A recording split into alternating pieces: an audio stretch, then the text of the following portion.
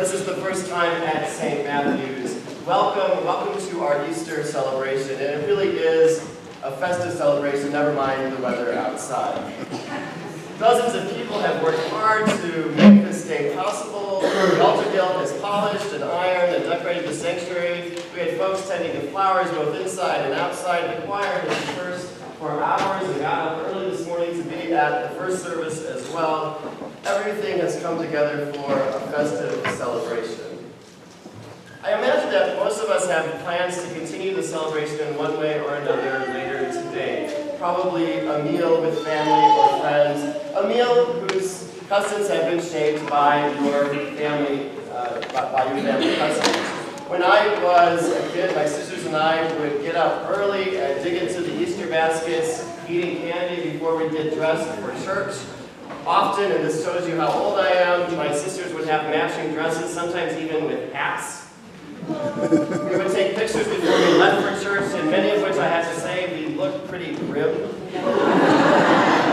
Then we would come back after church for Easter dinner, which was ham and green bean casserole, macaroni salad, yellow salad with carrots and pineapples, the Easter eggs we had dyed the night before, and of course more candy for dessert.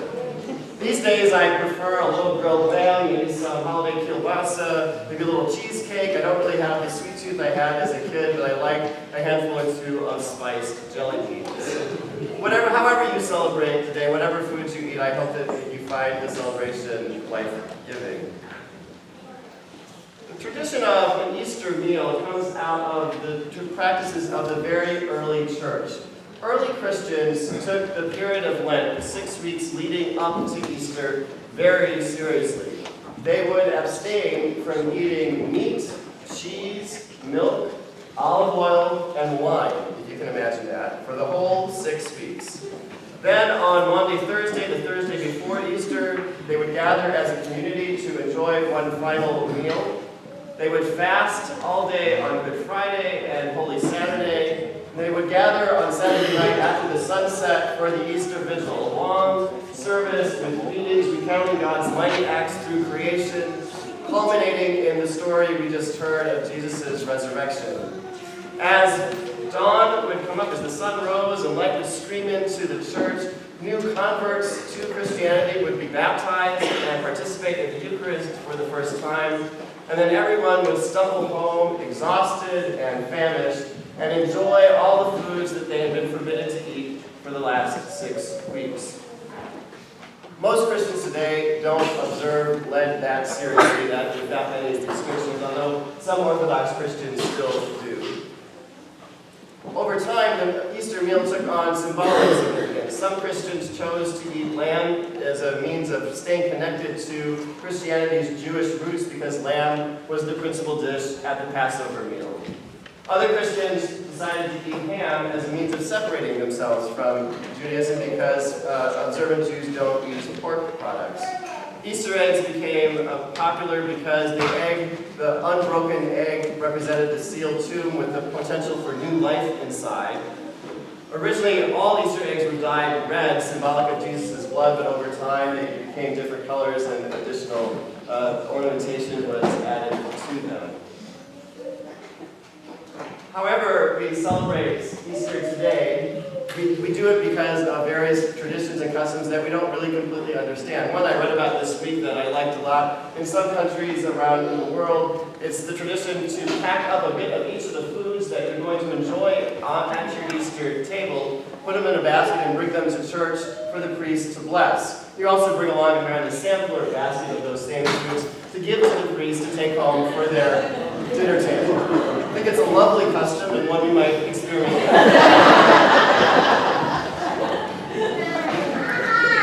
Of course, all of these traditions, as beautiful as they are, as life-giving as they can be, are really not what Easter is all about. Easter is about that story that Deacon Shelley just read from the Gospel of Luke.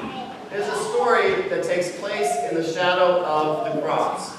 Luke tells us that Jesus was crucified on the cross on Friday afternoon, and he died a few hours later.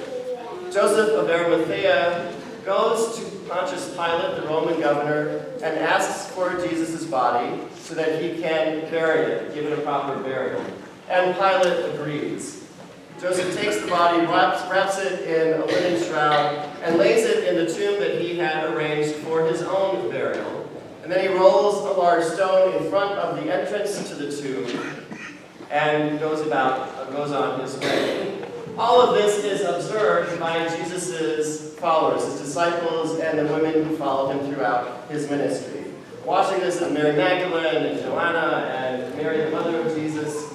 And they, after seeing Jesus' body laid in the tomb, they go to the marketplace to buy spices and ointments with which to anoint Jesus' body. By the time they're able to do that, however, the sun has set and Sabbath has started, and they're not permitted to do any work on the Sabbath. And so they go to their homes and have to wait until Sunday morning. Sunday morning, they gather up their spices and their ointments, and they go to the tomb as they have for dozens and dozens of other relatives throughout their life, to perform the ritual that they know how to do, that they know how to honor the dead by anointing the body. It will bring them comfort. It will let them get a sense of closure about Jesus' death. It is how they know how to deal with death. They get to the tomb and they see that the stone has been rolled away, and when they look inside, Jesus' body is not there. And Luke tells us that they are perplexed. Everything that they had come to do, they're not going to be able to do because there is no body. And as they're standing there, two men in splendid arraignment appear to them and say, "Why do you look for the living among the dead? He is risen, as he told you he would." The women are terrified. Empty tombs are terrifying. They've never seen one before. They've never heard of such a thing. No one has ever risen from the dead. They have no idea what it might look like. No one does. No one witnessed the resurrection. The only thing people witnessed was the empty tomb.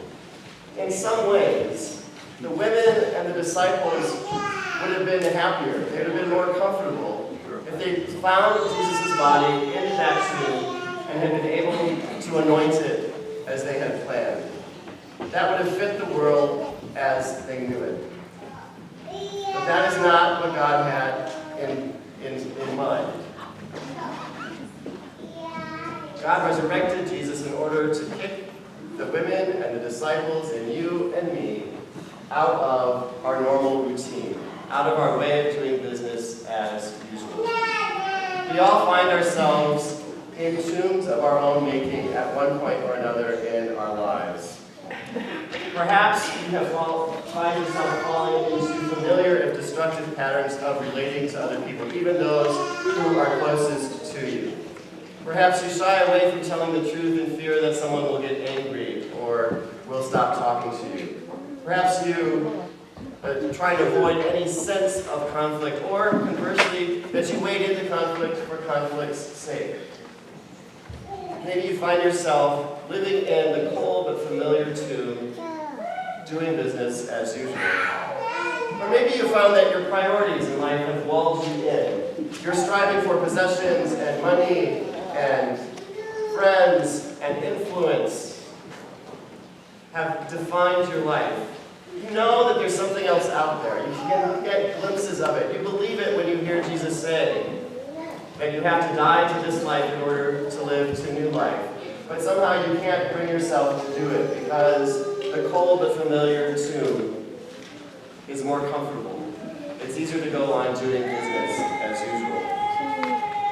Or maybe you live this life with a picture of yourself as somehow inadequate. That there is no way you can't imagine how your life in the future can be any different than your life in the past. You've internalized negative messages about yourself that you got from other people, that you created for yourself. They define who you are. And somehow, as deadly as they are more comfortable. That tomb is more comfortable. It's easier to keep on doing business as usual. If you find yourself in the cold but familiar tomb, know that you are not alone. All of us find ourselves there at one time or another. God offers us resurrection as a means to invite us out of those tombs into new life. There was a teacher in a church-run school who decided one year that she would have her 8th grade class put on a play with the story of Jesus' passion, his final days. She thought by doing this, they would do it several times during Holy Weeks for various classes in the school.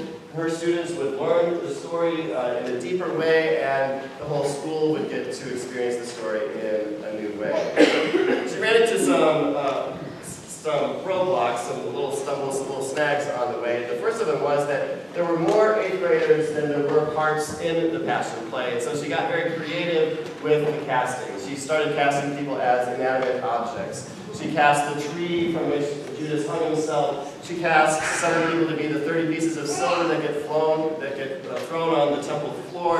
She cast a number of bystanders, endless bystanders looking at everything. And she cast the rock, the stone, that gets rolled in front of the tomb. That one was pretty easy. There was a student in her class, Mike, who, as his mother put it, had sprouted early.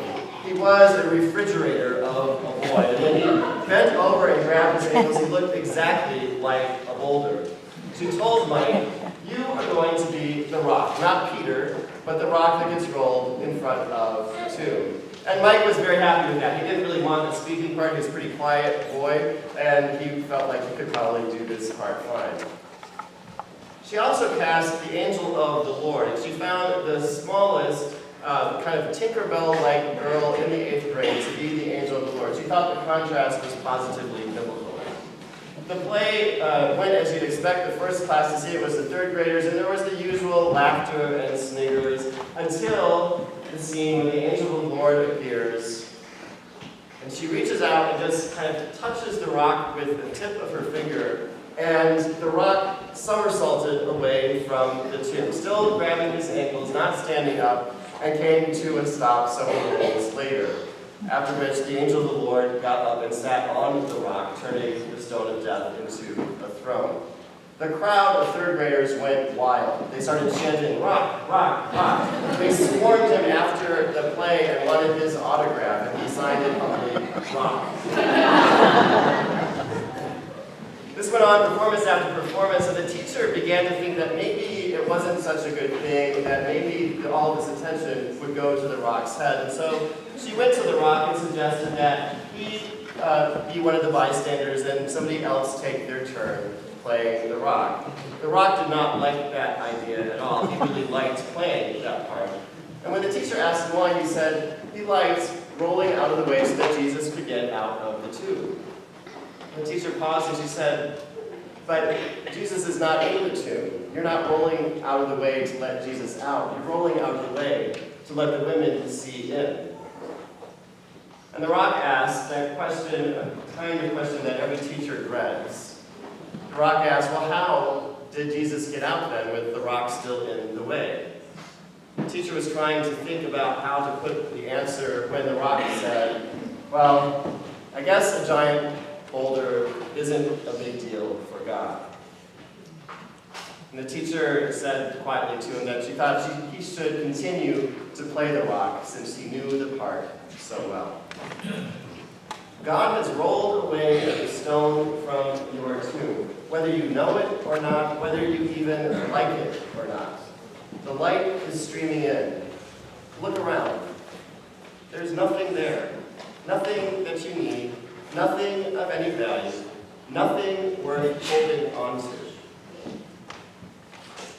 Go on out. Follow Jesus into Galilee. Take hold of the new life that God promises for you. I hope you enjoy the rest of your Easter celebrations. I hope that you embrace resurrection, that you live into your new life. Amen. Amen.